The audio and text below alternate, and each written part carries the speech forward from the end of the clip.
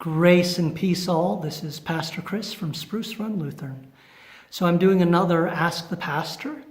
The question this week is, what's the difference between discernment and just making a decision?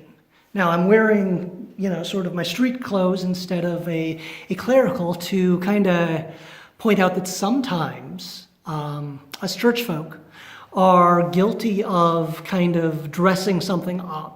Right? Specifically language. That sometimes we dress up stuff like discernment when we actually just mean making a decision, right? That there is times when we just add a pretty word to something that actually can be fairly simple or even mundane. So that's one answer to that. That sometimes they are the same, and we're kind of slathering a little bit of God talk on it that maybe doesn't even need to be there.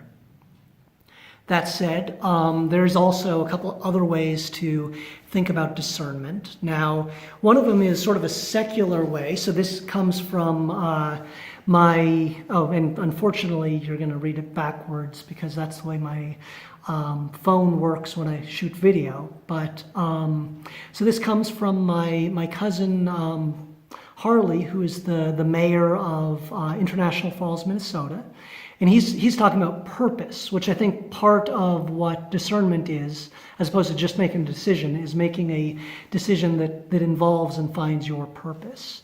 So your purpose is where you find that which you love, that which the world needs, that's that which you can get paid for, and that which you are good at, all being connected together. Now, not every decision that is a discerning kind of decision needs all those things, but oftentimes that part of making a decision in a way that is more than simply making a decision in a way that's discernment, is discerning your purpose. So discerning that which is something greater than just, choosing between chocolate and vanilla ice cream or something like that, but instead that affects and shapes your purpose, involves your values, things like that.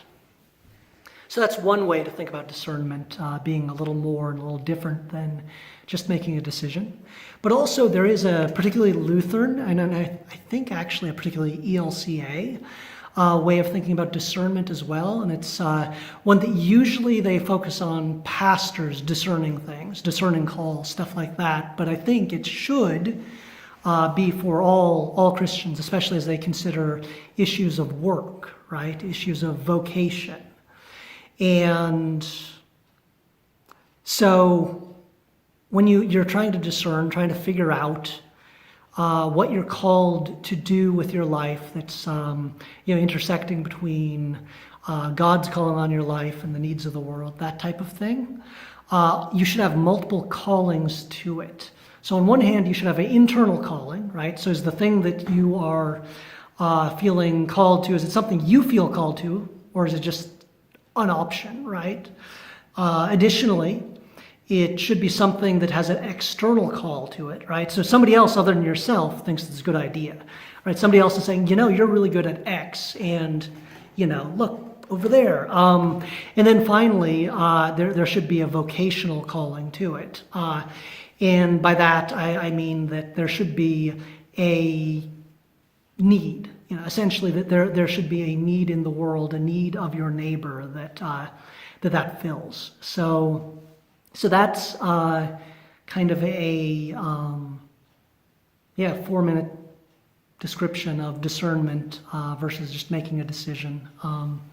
So on one hand, it involves purpose, and on the other hand, it involves an internal, an external, and a vocational call. But also, recognize that sometimes us pastors and deacons and folk like that, and churchy folk in general, can sometimes want to dress up something that's just a decision as a thing involving discernment instead of just making a decision. So watch out that sometimes we kind of hop a little further than we intend to when we're making grand proclamations about stuff like that.